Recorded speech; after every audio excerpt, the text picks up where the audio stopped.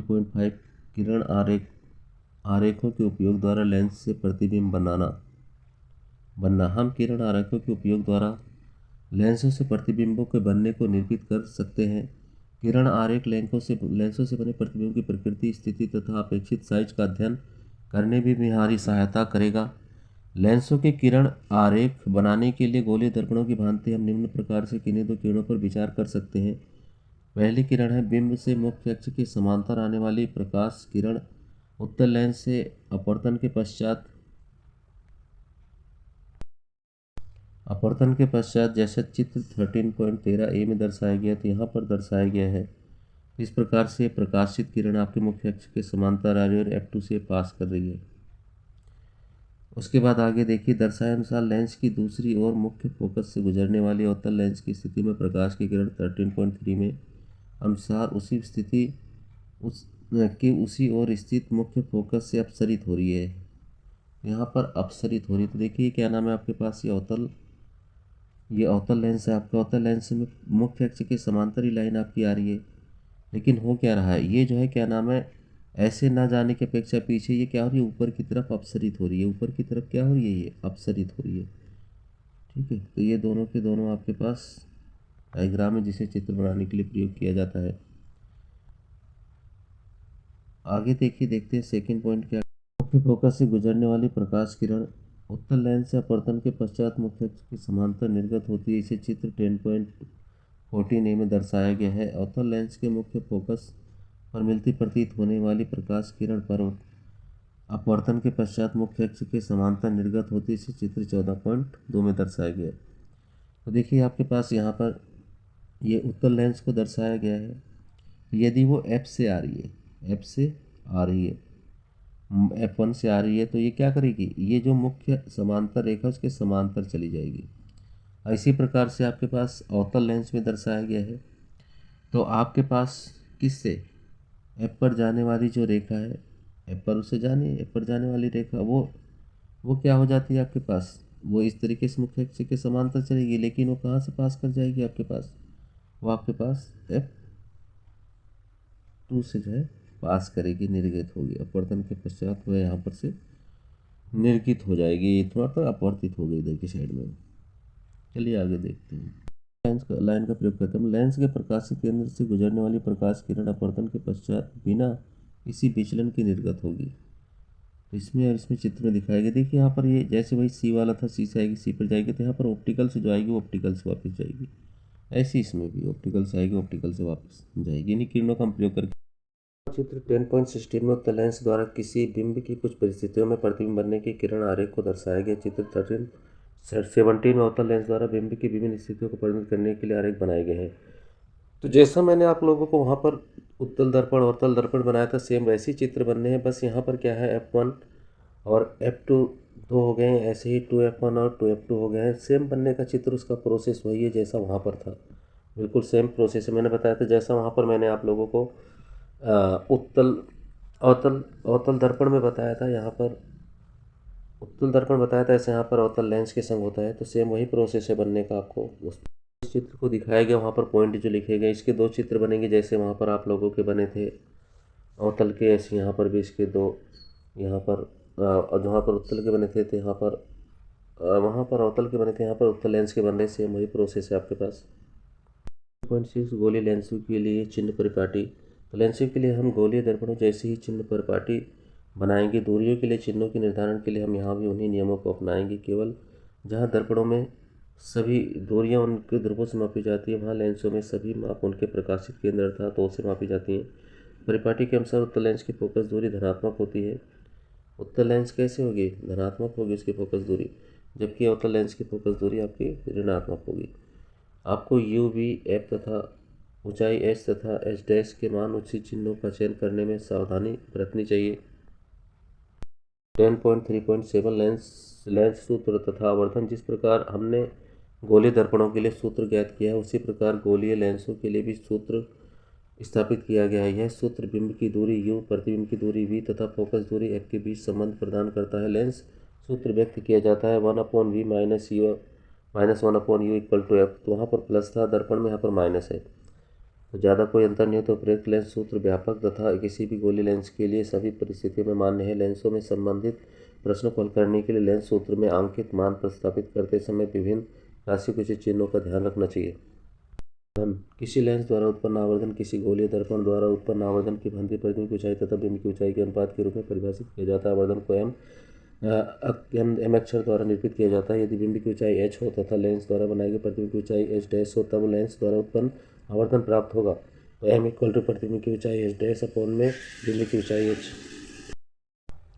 आवर्धन किसी लेंस द्वारा उत्पन्न आवर्धन किसी गोलीय दर्पण द्वारा उत्पन्न आवर्धन की ही भांति प्रतिबिंब की ऊंचाई तथा बिंब की ऊंचाई के अनुपात के रूप में परिभाषित किया जाता है। आवर्धन को m अक्षर द्वारा निरूपित किया जाता है। यदि बिंब की ऊंचाई h हो तथा लेंस द्वारा बनाए गए प्रतिबिंब की ऊंचाई h हो तो तब लेंस द्वारा उत्पन्न आवर्धन प्राप्त होगा। इसका मतलब आवर्धन equal to m equal to magnification equal to प्रतिबिंब की ऊंचाई जिसे h i से डिनोट किया जाता है तब बिंब की ऊंचाई को h से डिनोट किया जाता है। लेंस द्वारा उत्पन्न आवर्धन बिंब की दूरी u तथा प्रतिबिंब की दूरी को b से संबंधित है। इस संबंध को हम व्यक्त कर सकते हैं m equal to h dash h equal to v upon में u। तो सिर्फ दर्पण उसमें फॉर्मूले में यहाँ पर यही थे, अंदर यहाँ पर माइनस और यहाँ पर प्लस होता है, वहाँ पर माइनस यहाँ पर माइनस होता है। उदाहरण नंबर 10.3 किसी अवतल लेंस की फोकस दूरी 15 सेंटीमीटर है। बिंब को लेंस से कितनी दूरी पर रखें कि उसके द्वारा इस क्वेश्चन को आइए हम लोग सोल्व करते हैं। देखिए अवतल लेंस सदैव आभासी सीधा प्रतिबिंब सी ओर बनता है जिस ओर बिंब रखा जाता है। तो जाहिर है कि आपके पास लेंस कैसा है, आपके पास ये अवतल लेंस है। कैसा लेंस है आपके पास? अवतल लेंस है। और हमें पता है कि अवतल लेंस में चित्र किधर की तरफ बनता है, तो अवतल लेंस में चित्र इधर की तरफ बनता है। इसका मतलब यहाँ पर तीनों चीज़ें माइनस में होनी चाहिए। तो बी भी आपका माइनस में होगा, एफ भी माइनस में होगा, क्योंकि चित्र आपका इधर ही बनेगा और इधर की साइड में एक्स के सभी मान माइनस में होते हैं। देखिए इस फॉर्मूले में हम लोग यदि वैल्यू को पुट करते हैं, क्योंकि हमें यू निकालना है,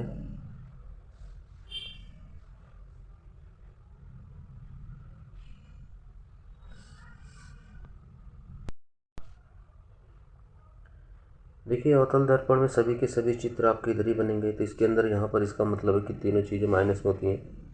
तो देखिए इस वाले फॉर्मूले के अंदर हम अपने यदि मान को रखते हैं तो हम देखिए इसे सोल्व करते हैं। तो हमें क्या निकालना है, इस 1/u को हम उधर की साइड में ले गए तो ये इधर माइनस का था तो इधर प्लस का हो गया। तो 1/u इक्वल टू हो गया आपके पास 1/v, और ये इधर की साइड में माइनस का था, ये प्लस का था तो इधर जाके किसका हो जाएगा, माइनस का। तो 1/f हो गया। इसको हम लोग सॉल्व कर लेते हैं। तो हमारे पास 1/v कितना, v की वैल्यू है आपके पास माइनस का 10, तो 1/-10, और यहाँ पर माइनस का आ गया 1/ कितना हो गया, 1/-15। तो देखिए हम इसे सोल्व करते हैं। तो हमारे पास 1/-10 और ये माइनस इंटू माइनस प्लस हो गया, प्लस का 1/15 हो गया, 1/15 हो गया। इन दोनों का एलसीएम हम लोग ले लेते हैं। तो आप जो है क्या नाम है, हम इनका एलसीएम ले लें तो हमारे पास 1/u निकलता है। एलसीएम लेने के हम 10 और 15 का एलसीएम हमारे पास कितना हो जाता है, 10 और 15 का एलसीएम हमारे पास 30 हो जाता है। और हम लोगों ने 10 से भाग करा तो 10 या 30 होते हैं, तो माइनस का साइन है तो माइनस के 3 आ गए, और प्लस के जो है 15 दूनी 30 होते हैं तो 2 आ गए। तो टोटल हमारे पास मान आ गया माइनस का 1/30। हमने इसको उल्टा कर दिया तो v की वैल्यू आ गई माइनस का 30। तो माइनस का 30 u की वैल्यू आ गई हमारे पास, क्या u की वैल्यू आ गई माइनस का 30। ये हमारे पास क्या इंडिकेशन करता है, तो ये जो है इस प्रकार बिंब की दूरी 30 सेंटीमीटर, तो उसके डिस्टेंस कितना है, बिंब आपका 3 सेंटीमीटर की दूरी पर रखा गया है। आवर्धन को निकाल लेते हैं। तो m इक्वल टू हो गया आपके पास v/u। u आपके पास ये सब u v के बारे में मैंने पहले बता रखा आपको, दर्पण के फॉर्मूले में। तो माइनस का 10 में माइनस का 30 हो गया, तो काट दीजिए। तो इसे जो है क्या नाम है, माइनस से माइनस कट गया, 0 से 0 कट गया, तो 3 से 1 को भाग कर दीजिए तो प्लस का आ रहा आपका 0.33। तो 0.33 का मतलब है कि आपका प्रतिबिंब कैसा होगा, सीधा और आभासी होगा। और किस साइज का होगा, बिंदु के साइज का होगा, बल्कि 1/3 होगा। प्रतिबिंब बिंब का 1/3 होगा। तो ये आपके जो फॉर्मूले के अंदर जो साइन वर्क करते हैं, जो मैंने चिन्ह की परिपाटी आपको बताई थी, बिल्कुल सेम यहाँ पर उल्टा काम करता है। जैसे वहाँ पर आपके पास क्या था, उत्तल लेंस था तो यहाँ पर अवतल के सम काम करेगा। वहाँ पर उत्तल जो था वो अवतल था, अवतल था, तो वहाँ पर उत्तल लेंस का काम करेगा। तो आइए आगे वाला सवाल देखते हैं। तो देखिए यहाँ पर भी क्या नाम है, आपको मैं बता दूँ, सारा का सारा वहाँ पर जो अवतल लेंस के संग था, अवतल दर्पण के संग था, यहाँ पर उत्तल लेंस के संग होगा। तो इसके संग सारा का सारा जो है क्या नाम है, इसकी वैल्यू यू को छोड़कर सभी पॉजिटिव होगी। सिर्फ आपकी छठी कंडीशन में यहाँ पर चेंजिंग आती है, तो सब कुछ वैसा ही है। तो देखिए इस सवाल को भी हम लोग निकाल लेते हैं। तो यहाँ पर हमें 1/v निकालना है। तो 1/v इक्वल टू हो गया हमारे पास, फॉर्मूले से आ गया, वो फॉर्मूले से हमारे पास क्या आ गया, तो 1/f ऐसे ही रहा, 1/f, और फिर प्लस में हो गया 1/, क्योंकि इधर माइनस के इधर प्लस में हो गया 1/u। तो देखिए इसकी वैल्यू को हम लोग ले लेते हैं। तो 1, और f की वैल्यू कितनी है, f की वैल्यू 10, और प्लस का हो गया, और आपके पास u दे रखा है। तो u दे रखा है 1/, में माइनस का 15। तो समथिंग अभी पहले जैसा ही बिल्कुल क्वेश्चन हो जा रहा है, और माइनस का 15 है ये। तो यहाँ पर हम इसका एल्शियम ले लेते हैं। तो इसका एल्शियम फिर से 30 आ गया, 30 आ गया इसका एल्शियम। और 30 आने के बाद क्या होगा आपके पास, तो 10 से इसको भाग करोगे तो 10 तियाँ 30, तो प्लस के 30 आ गए, और माइनस का 15 दूनी 30, तो 2 आ गए। तो आपके पास 1/v इक्वल टू निकल गया 1/30, 1/30। तो इसका मतलब है आपके पास v कितना आ गया, v आ गया 30।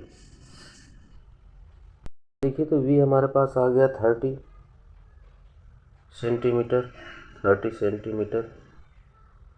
तो इसका मतलब है कि हमारे पास जो प्रतिबिंब है वो कैसा होगा, वो जो है धनात्मक प्रॉपर्टी को दर्शा रहा है। इसी वजह से जो है आपके पास ये जो चित्र बनेगा 30 सेंटीमीटर की दूरी पर प्रकाश केंद्र की तरफ बनेगा, और प्रतिबिंब वास्तविक तथा उल्टा होगा। तो यहाँ पर हम लोग इस क्वेश्चन को सोल्व कर देते हैं। तो यहाँ पर h डैश अर्थात प्रतिबिंब की हाइट को हमें फाइंड आउट करना है। तो h हमारे पास गिवन है 2, बिंब की ऊंचाई, और हमारे पास जो v था वो 30 है, और जो u था वो माइनस का 40 है। तो 15 से हमने काट दिया, तो 15 दूनी 30 होते हैं। तो माइनस के 30 हो गए, और 2 दूनी कितने होते हैं, 4, तो माइनस का 4 सेंटीमीटर आ गया। तो m हमारे पास कितना हो गया, तो अगर हम m को कैलकुलेट करते हैं तो m हमारे पास माइनस का 2 सेंटीमीटर हो गया, क्योंकि 15 दूनी आपके पास कितने होते हैं, 23, तो माइनस का 4 सेंटीमीटर। और यदि हम m को निकालते हैं आवर्धन को, तो आवर्धन हमारे पास कितना निकल जाता है, माइनस का 2 निकल जाता है। तो माइनस का 2 क्या ऋणात्मक चिन्ह की प्रॉपर्टी को दर्शाता है। उपरोक्त वर्णन के अनुसार प्रतिबिंब उल्टा वास्तविक है तथा मुख्य अक्ष के नीचे बनता है। इस प्रकार वास्तविक उल्टा प्रतिबिंब 4 सेंटीमीटर प्रतिबिंब लेंस की दाईं और लेंस से 30 सेंटीमीटर दूरी पर बनता है, और यह प्रतिबिंब दोगुना विवर्धित है, मतलब 2 गुना बड़ा है।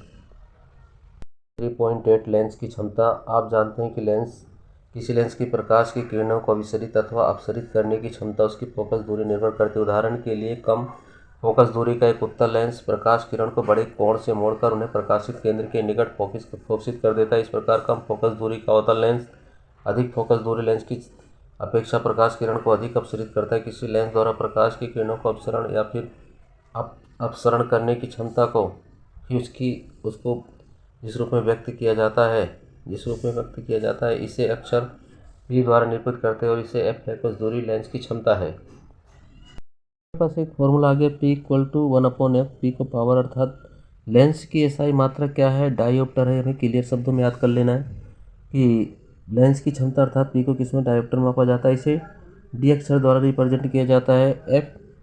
f को मीटर में व्यक्त करें तो क्षमता को डायोप्टर में व्यक्त किया जाता है। इस प्रकार एक डायोप्टर उस लेंस की क्षमता है जिसकी फोकस दूरी 1 मीटर हो। तो 1d इक्वल टू 1 मीटर।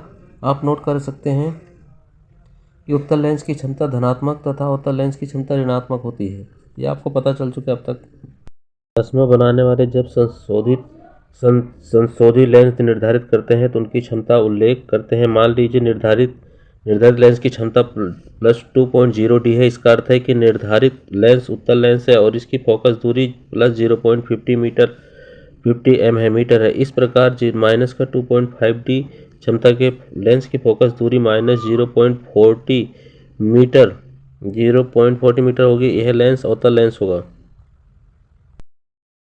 चश्मा बनाने वाले जब संशोधित लेंस निर्धारित करते हैं तो उनकी क्षमता का उल्लेख करते हैं। मान लीजिए निर्धारित लेंस की क्षमता +2.0D है। इसका अर्थ होगा कि निर्धारित लेंस उत्तल लेंस और उसकी फोकस दूरी +0.50 मीटर है। इस प्रकार -2.5D क्षमता के लेंस की फोकस दूरी -0.40 मीटर होगी। यह लेंस अवतल लेंस होगा।